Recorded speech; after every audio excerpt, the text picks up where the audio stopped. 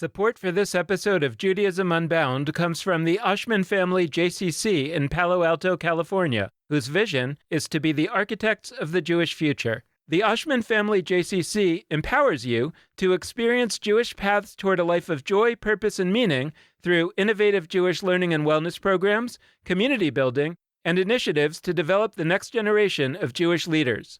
Learn more at www.paloaltojcc.org.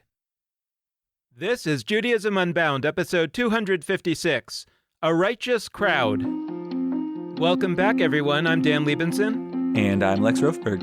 And as we continue this series looking at Jewish philanthropy and different ways of organizing Jewish philanthropy, perhaps to support a different kind of Jewish activity, we've started to look at the idea of giving circles. That's a way of people pooling their money together so that they can support bigger things or that they can make a more significant contribution to the things they care about by pooling their resources with others. It's also potentially an alternative to large organizations like Jewish federations or family foundations, which have the capacity to make large contributions to Jewish work, but perhaps are not as risk tolerant as we might want for support of initiatives that are newer and more likely to fail because they're doing the kind of experimentation that might ultimately find a really important new way. Last week, we talked to Liz Fisher from Amplifier, which is really trying to promote this idea of giving circles and to support nascent giving circles. And today, our guest is Amy Schilit Benarroch, who has spent the last 2 years running an organization that she and her family created together called Righteous Crowd. You can kind of think of Righteous Crowd as a giving circle. It's just a pretty big circle. There are a lot of people in it. But as we'll discuss in our conversation, the idea was for everybody to contribute basically $1 a day. So around $365 for the year, and Righteous Crowd pooled that money and gave it out to a different organization each week. There's a lot more to it than that, which we're excited to get into in our conversation. Over the past 2 years, with about 250 members, Righteous Crowd raised almost $200,000, which it gave out to over 80 organizations. Recently, for a variety of reasons that we'll discuss, Righteous Crowd itself has shifted away from being a kind of giving circle where they collect and give out the contributions into what they call an information giving model, where they facilitate people donating directly to organizations by sending out monthly newsletters that feature different organizations and other educational activities. You can learn more and sign up for their newsletter at www.righteouscrowd.org. If you remember our conversation last week with Liz Fisher, you'll know that we're starting to get interested in this area. We think Righteous Crowd is actually a great idea as a mega giving circle. So stay tuned because we might start playing around with some of these ideas ourselves. In the meantime, we're really excited to welcome our guest, Amy Schilit Benarroch, who describes herself as a philanthropreneur, which I don't know if that's a word that she's coined, but I love it. A philanthropreneur who lives in Brooklyn, New York. She is also a professional Jewish educator and has had a lot of experience in that area. Amy Schilit Benarroch, welcome to Judaism Unbound. It's so great to have you. Thank you for having me. Could we get started just by understanding a little bit about the story of how Righteous Crowd was created? Who were you before that, and what led to the creation of the organization? So back in 2014, Fast Company featured a little project that one of Kickstarter's founders created, which was called $1 a Day. And the idea of it was that every day they would collect money from people who signed up and give it to different nonprofits. They did this project, all volunteer run, for a year and gave to 365 nonprofits, raised over $300,000, and had over 1,000 donors. And my brother thought this was super cool.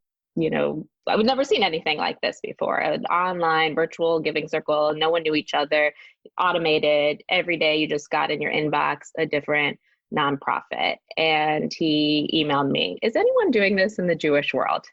And I'm like, no, I don't think so. It looks cool.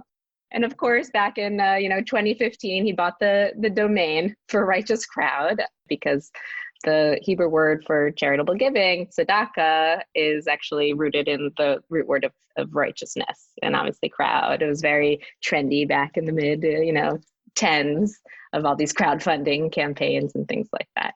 And it laid like an empty web page for many years, yet to be filled.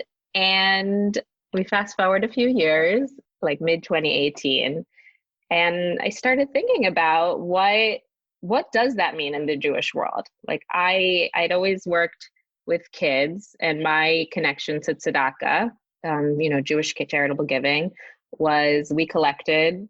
I had the kids bring their coins on, Friday. We put it. It was all communal giving, always connected to Shabbat. And if we're going to make Righteous Crowd turn into an actual giving organization from what we were inspired to do from that first Dollar a Day website, we couldn't do it every day. We knew that. So we said weekly, let's connect it to the idea that we give around Shabbat, that custom. And what if not only did we connect it to Shabbat, but we connected it to the Jewish calendar, that we would be giving related either to a Torah portion, the upcoming Torah portion that was going to be read that week, or themes from the Jewish month, or to a holiday. I also just felt very passionate of expanding the definition of what Jewish philanthropy was, that it wasn't just giving to Jewish organizations that everyone knows. We felt like our platform, the whole point of signing up was just like Dollar a Day. You were going to discover new organizations. The organizations had to be small. It had to be ones that you wouldn't have heard of otherwise, probably, unless you had signed up. So I think we topped it at $5 million budget. And then we also wanted to get back to that root of tzedakah, righteousness, because the Torah defined it as giving to vulnerable populations. So that was our orgs. I started a spreadsheet of all the Torah portions, values from the Torah portions, and what kind of organizations we could give to. And then we just had to convince our friends to do it, to join. So that's what I was going to ask as a follow-up was just, okay, so now you've built this. Well, I guess I have a two-part question. One is, can you just describe a little bit about sort of what happens when a person signs up? It's that they're signing up to give $365 over the course of the year. What is the way that kind of works? And then, if I understand correctly, you research these organizations, and each week you just give the money, but you send to the members a description of the organization. Do you suggest that they give more money? I guess I'm just curious about how that whole process works and how you find out about the organizations and all of that. And then the other question is just, can you talk a little bit about how did you originally get people to sign up and how many signed up over the course of time? And how is it at the end of last year, let's say? So I first have to give a humongous shout out and thanks to Moishe House, who agreed to be our fiscal sponsor. My parents had a relationship with Moishe House, and they were excited about this. It fit into, their belief of making giving more accessible, especially to younger Jews. So people signed up. It was through a Moishe House donation, but it went to our, fiscally sponsored Righteous Crowd. And it was $30 a month for the most part. We had people give $180 a month, sign up for the whole family, or, we had people give $5 a month. It was kind of suggested donation, obviously of 30, but the vast majority, I think 80% were 30ers. And that was we put our faith in you. Now it's on autopilot. There was no voting. It wasn't traditional in a, giving circle in that sense. And then each week they would get an email that talked about the organization. And up until recently, we actually always had an interview with the founder, a volunteer, and a lot of times it was a Righteous Crowd member, which was really cool. And it was, I'm in New York, my family's in Maryland and Florida. So and people who signed up were from all over the country. So sometimes if we were, featuring a local food bank, we would encourage Righteous Crowd members to get in touch with their local food bank, or, sometimes it was national organizations. So there was always, if you want to find out more, this is the website and this is how you do it. I was very pessimistic. I was like, who's going to give us money? I got really excited about the nerdy, Jewish education stuff. But when it came to asking, my friends for money and people for money, I definitely that was extremely out of my comfort zone. And the first week, I'm looking at a spreadsheet now, we gave $140 away. So not that many people had signed up. It was on December 6th. 2018. I think, my aunt and my uncle signed up. That was about it. But like slowly, I don't know. I think at some point I was like, okay, so we give $140 away. That's better than nothing. But slowly, by the following year, we were giving about $2,000 a week, which, was kind of like beyond my dreams. But then stayed like fairly, especially, we're coming into pandemic territory. It stayed fairly at 2000. Like it came to a point where we just were not growing anymore, with about like 250 members, most of which were like friends of friends. We had, a few very exciting people, signing up because they heard from like a local Jewish newspaper, did a feature on my brother or whatnot. So small, but mighty, of giving away about $2,000 a week. I don't think that's small. I mean, I appreciate the way you talked about that, but like that to me is an incredible thing. And I don't want it, like, I appreciate your modesty, but I really want to celebrate that. Like, let's say it were all friends of friends. Let's say you reached no people outside of your network, and all you did, in quotes, all you did was rally a bunch of your friends and their friends to take on a project like this. Like, that matters a huge amount. $2,000 a week for every, like, that's a lot of money. And I mean, maybe for the organizations on the top end of what you were giving to, the 5 million cap that you mentioned budget wise, maybe it's not that big, but my guess is if you talked to those people and asked them if they know about all the different donations they've received, like which ones are most meaningful to you, getting a gift from a collaborative group of a few hundred people is like a cool thing in my view. So I just want to start with that. But the other thing well, there's a few other things. So I love many pieces about what you said, and I also have some loving skepticisms if I were to land on your website and consider being a part myself. So I'm going to start with the loving skepticism so we end on the things I love notes. I've been on a personal journey the last bunch of years in terms of how I allocate donations.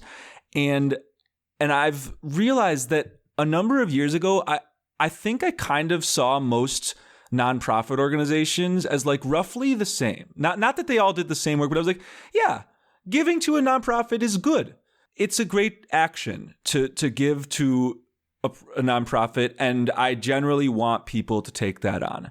And look, it's not that I think for most nonprofits, it's like actively bad to give to them, but I've partially through working in a nonprofit and getting to know this ecosystem a little better, I've moved to a place where like I really do some research about who I'm going to support. And I really want to know what's happening with them. And I will tell you, as much as I do stand by what I said before, I don't think I would sign up for a project where I'm just giving to hundreds of organizations over a few years without knowing much about them, even if it's only one of my dollars, because on principle, I want to have some sense of where that money's going and what it's going to support. Now the things I love. So if you have responses to that and like what you would say to somebody in my shoes, that's part of the question. The things I love, you mentioned that there was like, this trendy thing of crowdfunding, and part of where the name crowd came from is that like, I do think that there is a deep power in communal giving.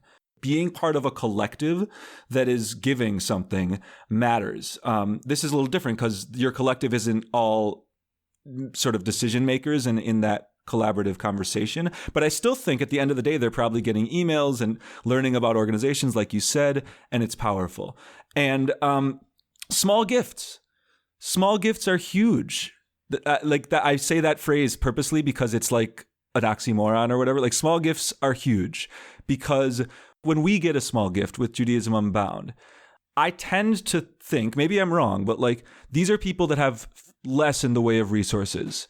And are making a decision. It could be that they have lots of resources and they're just giving to a ton of donations to different organizations. But like when we get an $18 donation, I sometimes know that the person giving that really doesn't have a lot that they can allocate, and they've chosen us.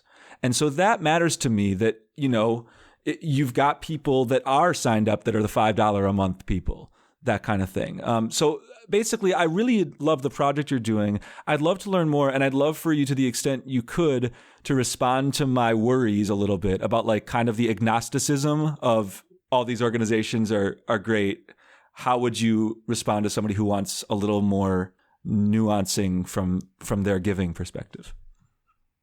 Yeah, Lex, you made a great point, and there were definitely, close friends who didn't sign up because it just wasn't for them, and they, for the same reasons you shared. And our philosophy and our kind of what we were trying to break was this idea that you can give individually, personally, once a year, before in taxes or whatever. Maybe another time a year with your 10-person, amplifier giving circle. Another huge shout out to Amplifier. Before really launching, I did their incubator program to get ideas of, because I've thought about this as a giving circle, just a different type. And we were kind of seeing if there could be a third category, just the same way my second graders brought in the coins every Friday for Shabbat, the communal giving, not something that's going to prohibit you from doing those other two types of giving, but making it more like a ritual, like a Shabbat ritual, just like you light candles, so that you have that feeling of giving every week. And then our hope was also experientially, like had the feeling of like, I've never given to a domestic abuse organization before. Like, how did that feel? Reading more of the interview, reading a founder story, maybe when it comes time for those two other types of givings that you do, that organization might be included as well. And I think we definitely succeeded. I think a lot of the times we were almost doing this more for our members than the organizations. Because really, like, how can giving be a weekly practice for anyone? Like, that's really complicated.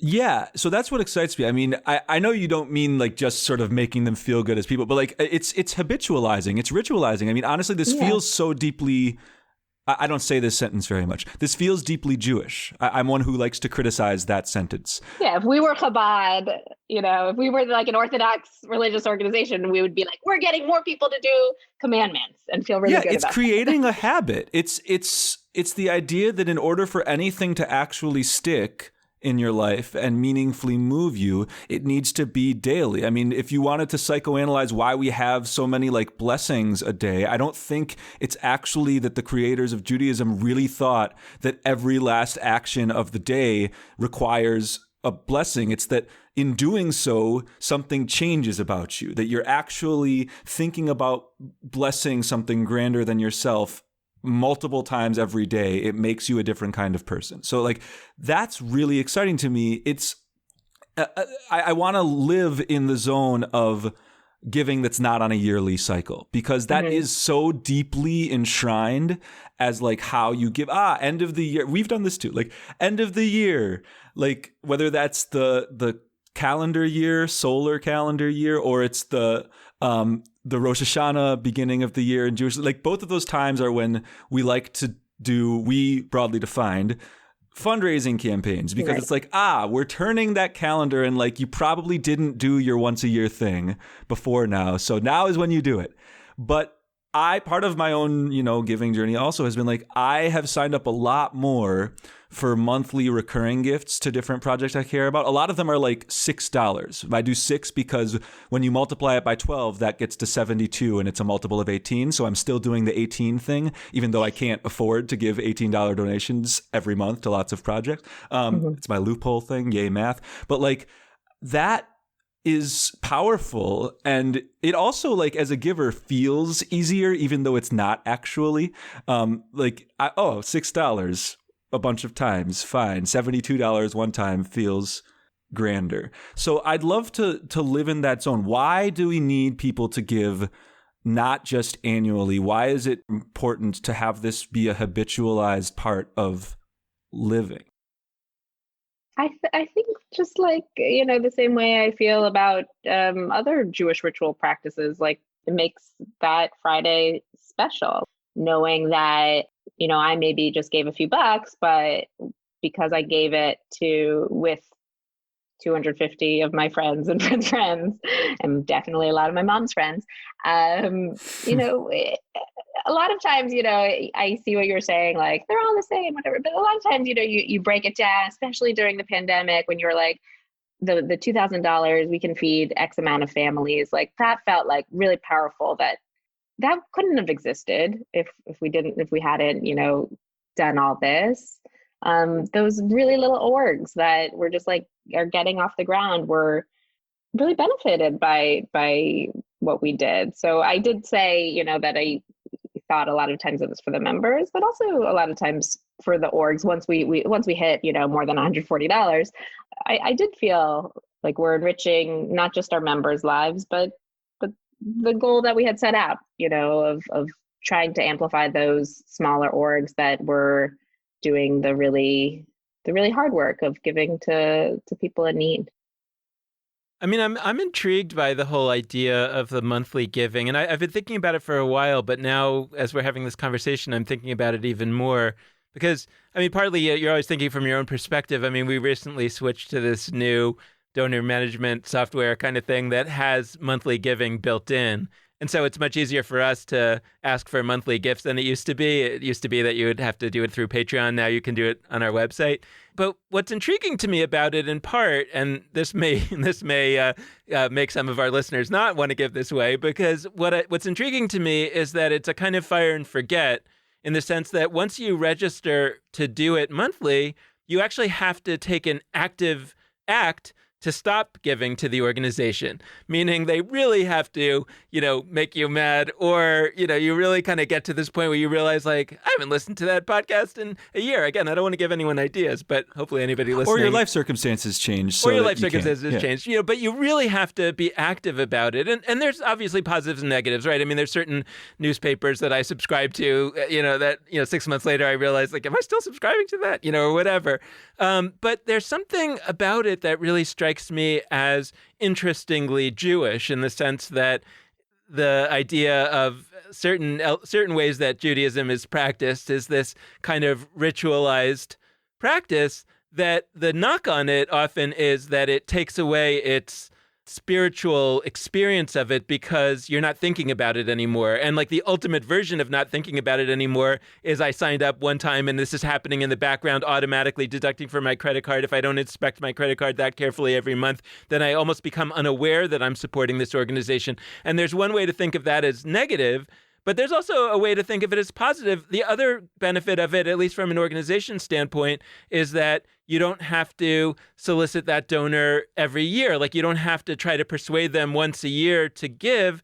Now, again, you may just never contact them again, which is also bad. But there's something intriguing about it that I almost feel like it's one of those cases where the technology wasn't available until recently to do that. And so therefore, the entire Jewish community has habituated to a very different way of doing philanthropy, which made sense for a pre-digital world in which you had, you know, the gathering where the Federation, I don't know, whatever they did, where they would jump up and say, I pledge this much and I pledge this month. And there was like social pressure at the Jewish Country Club. You know, all those Jewish country clubs have now closed. So there's got to be some new approach here. And I'm intrigued by this. So I guess my question to you is, in part, if you want to talk about that specifically, but I'm also curious whether in doing Righteous Crowd for the last 2 or so years, are there ways in which you've been thinking about philanthropy or Jewish philanthropy or philanthropy in general that are different from how you were thinking about it 2 years ago? Are there things that you've kind of, even if you haven't done them, are there things that you've been kind of thinking like,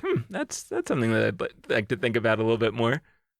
Definitely the monthly, that was like all we had available on our website, because obviously that's who we are. We collect, you know, around the year, around the calendar.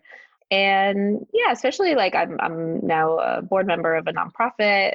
So that experience and being with Righteous Crowd makes me think about, you know, how can I give more of those pledges, not just the one time a year, the monthly pledges, because that's what's really like helps sustain these small nonprofits.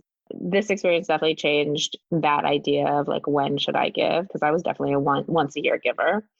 Definitely the types of organizations, because that was something else I realized. Like, not only was I doing it once a year, like I would just like look at like, oh, where did I give last year? Okay, same ones. Why? Like just because like a friend told me about it. Like I didn't really look at like my own values and what I didn't research as much as, I do with Righteous Crowd because I didn't have that much like feeling of responsibility for just my own money. But now I definitely feel, and good thing, we've supported over like 80 organizations. Like I've done that. Now, personally, I'll choose from Righteous Crowd orgs for sure. I'm thinking about Lex's concern that he raised, that I wouldn't want to give over my giving choice making to somebody else. I actually feel the opposite. There's a part of me that really is attracted to that in the same way that you like to invest in a mutual fund or an index fund. There's some degree of relief to say, I wouldn't mind giving via some vehicle that I thought was making really sensible, smart decisions. In fact, I think that was one of the arguments that the federation system made over the years, that they have a professional staff that assesses the needs of the Jews in the community. And so you only have to give to one place, and then they would distribute it to the maximal benefit of the community. Now, the reason why I'm not attracted to giving to the Federation is because I'm really interested in like the edgy Jewish organizations that they tend not to support. I'm really happy for all of my money to go to like the Federation of high risk, high reward fundraising. Or I'm really interested in digital Judaism. So I would be really interested in the Federation of the Internet that only gives to digital Jewish organizations. So I guess I'm kind of wondering whether it may be that Righteous Crowd, as not having a particular niche, is a tough sell for Alex, because that's too varied for him. I'll clarify what I was getting at, because you're right, and there's also ways that I'm with you on this, but I'll clarify it later. Well, I'm just curious if your assessment is that Righteous Crowd is actually a great idea, because I think it really is. Like, I think an idea of having this kind of mutual fund is a really intriguing idea, and I would love to figure out how to make it work. And I'm wondering whether maybe one of the pieces that would make it work really well would be to have a number of them in different niches rather than a generalist. You're right, Dan. Like, I don't speak that mutual fund language, but I thought of it as a CSA, a community supported agriculture, where, I get my box of different fruits and vegetables each week, and I get to try new recipes and see what I like. That's how I, thought of Righteous Crowd. And I totally left out a big part of our founding story, was that dollar a day website that I told you, the Kickstarter founders founded as a project. When they wrapped up, if you visit dollaraday.co, they have their story, and they wrote on it that they encourage people to make their own versions of dollar a day. They said working on environmental issues or social justice, and they actually open source their code. So my brother and I, when we first started, we were like, oh, this is going to be so easy. Like, we'll just get someone off of, Upwork or one of these websites where you can hire someone to build a website with us using this code. Of course, the code was like, already 5 years old. That didn't work. We had to build the website. But like that kind of, and that's, how I feel right now, and what I really hope, it is a lot of work, but maybe it's, not Righteous Crowd, the model we had weekly. Like maybe there is a super niche, like digital Judaism, new organizations that you and your friends decide we're going to research and give to every month instead. Like I would be so happy if Righteous Crowds like start popping up. This was our Righteous Crowd, but what if there was a racial justice Righteous Crowd, or I don't know. There are lots of things going on in the world. So shouts out to the Jewish Liberation Fund that just recently launched. I'm not going to say they are a racial justice Righteous Crowd. They're looking to create a collaborative grant-making organization that's going to center Jews of color and racial justice, and I'm excited about them. What's funny is I said the thing before about how I'd be nervous. Like I signed up for that because I do like the idea of passing over decision making in the way that Dan was talking about to a group of people that I'm really into. What my skepticism was not so much about that as much as about just like the quantity of organizations and doing it so regularly that like I'm sure you're doing lots of good homework and learning about the organizations, but it would just like make me nervous. The other thing I wanted to ask about is you hinted that you're really interested in broadening the idea of what Jewish philanthropy even is. And we're really into that. What needs to be broader about how we define Jewish philanthropy? You hinted a little bit at this when you said, hey, it's not just about giving to the big Jewish established organizations. We're going to set a smaller cap and it's going to be smaller organizations. But what other ways, like how do we need to broaden this realm that we have called Jewish philanthropy? How should we be thinking about it? I like to think that like all philanthropy is Jewish. It's a commandment in the Torah. Charitable giving is a commandment.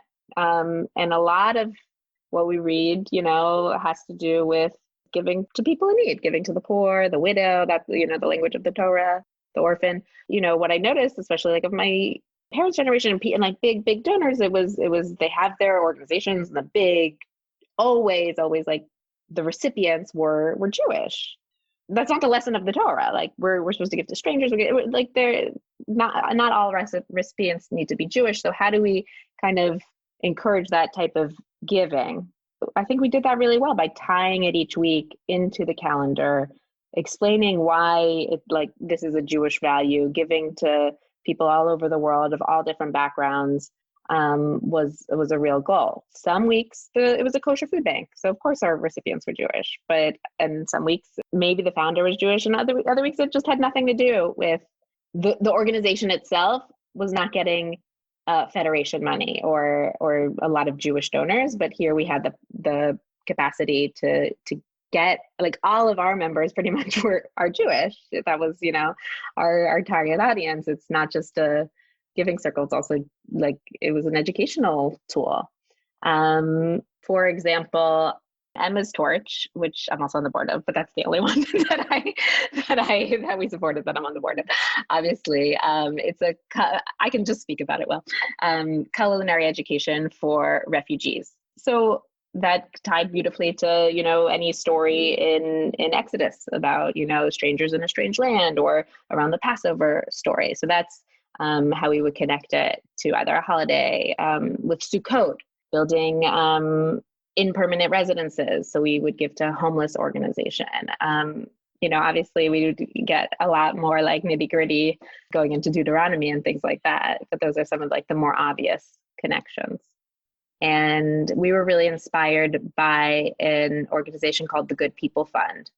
Not all of their organizations are explicitly Jewish, but they are a Jewish organization and they're making a big statement like Jewish giving is giving, period. Have you gotten pushback from people on that question? Like, have there been people? I guess I'm asking both in terms of people that have been members of Righteous Crowd and also people that was their reason for being skeptical about it, that they somehow don't want Jewish philanthropy to be other than giving to narrowly Jewish causes. Because I really, it's something that we've been talking about the last few weeks, that I really feel like this is something that I really want to break the thinking in the Jewish community, that organizational leaders, who rightly so because they're afraid, are trying to say that people are kind of being disloyal because Jews are shifting their philanthropy out of the Jewish community and into, things like medicine, and I kind of want to, now I get it, and I don't mean to make fun of it. And I also think that there are reasonable reasons to be concerned that people maybe don't appreciate the Jewish community enough and don't understand that it's an element of like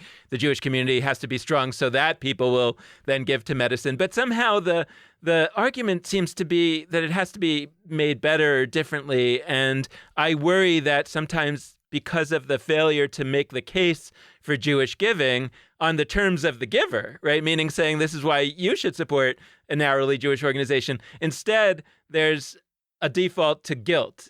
The best case that I can think of why to give to Jewish giving is because that then cultivates the kind of people who are A, philanthropic in their orientation, and B, care about the world and suffering and poverty and health and education and art and all of those things. And so therefore, anyway, I'm just curious whether you've seen that, whether it's generationally or otherwise, that there's pushback to that or not so much, that at least as far as something like Righteous Crowd, where we're talking about relatively small dollars, that people are kind of okay with that perspective of Jewish giving being broad.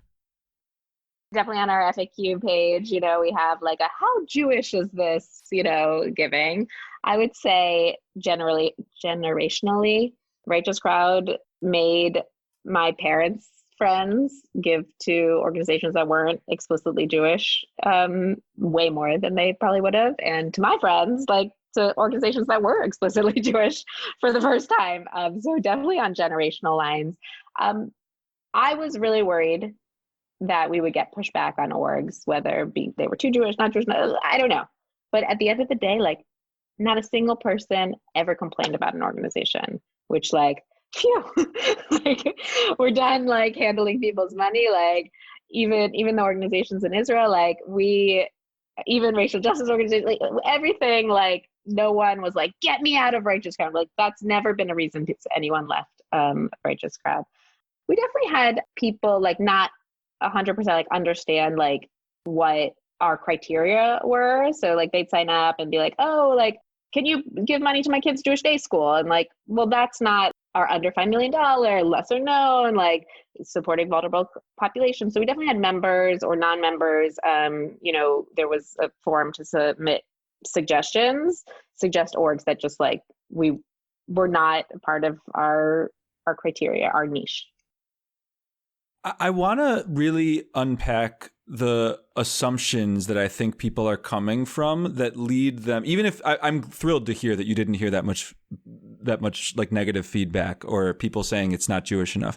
But I want to unpack where people are coming from there, because I think it's both valid and, in my view, wrong. Like I get it, and I want to transcend it personally, because I think there's a presumption that people are coming from, which is like sort of treating Jewish organizations, in quote, like the actively like calling themselves Jewish organizations, those organizations, as similar to like a city or a locality. And what I mean by that is like, I live in Providence, Rhode Island.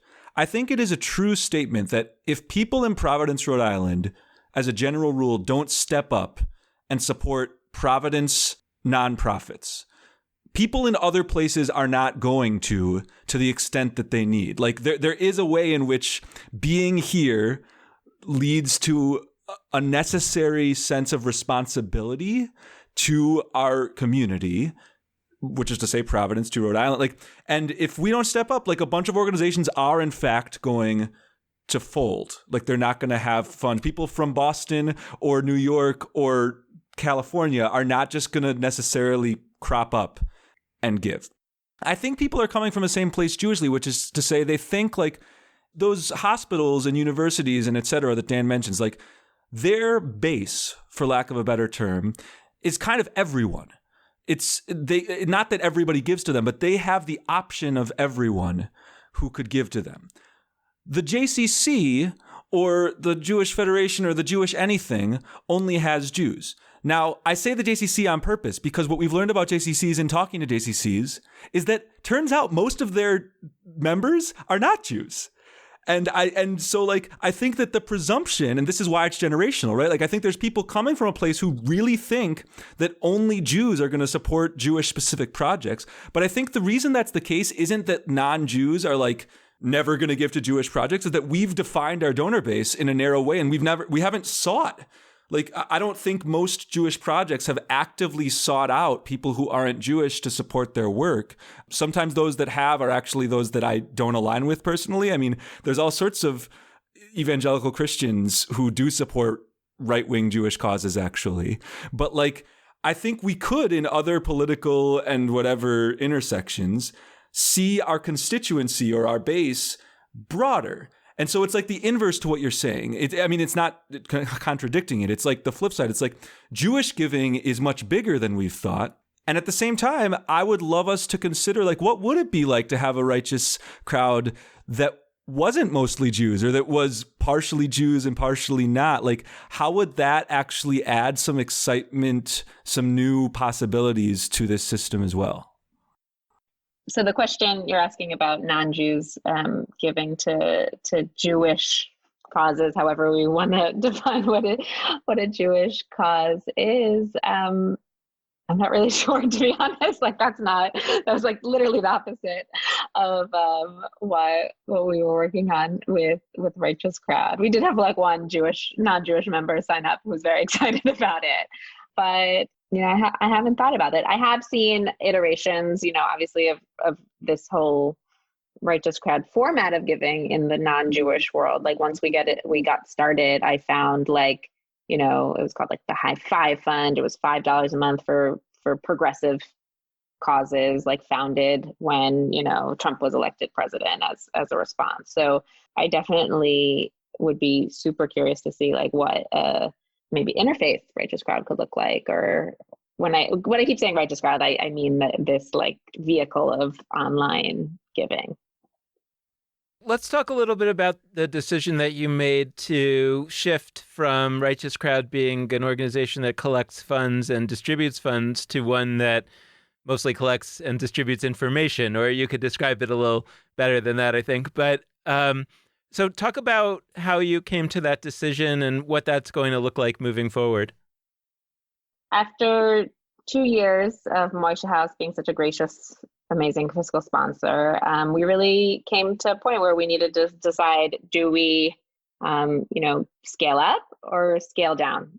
And what does that mean? So scaling up would mean becoming our own 501c3, handling the back office. And then scaling down would be, making it a little less formal. Like we wouldn't be sending out these weekly emails. We thought like monthly, but still promote smaller, lesser known, but amazing organizations. And we felt, my family also, with the pandemic, it's virtual schooling and whatnot has really changed. What's our bandwidth for a side project?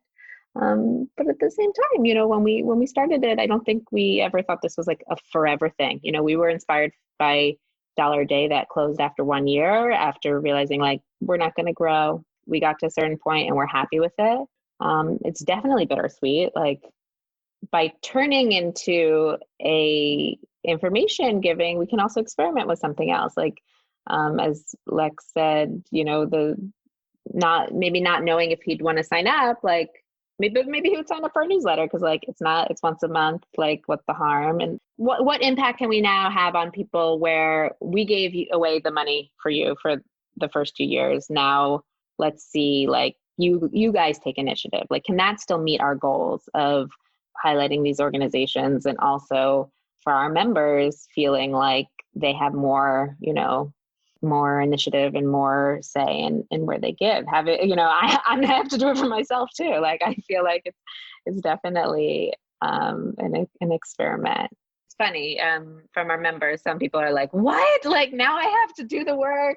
Some were like really disappointed, and others were giving us encouragement. Like, maybe you'll get, we stayed with 250 members. Like, maybe we'll have a lot more members just being interested in where to give. And hopefully also after like 2 years of actually giving with us, our members like trust us and will take the organization. So the decision for 1 month, we'll see where that goes. Maybe we'll do it biweekly, who knows? We're still figuring out like a sweet spot. We'll check the MailChimp, see how many people are reading our emails.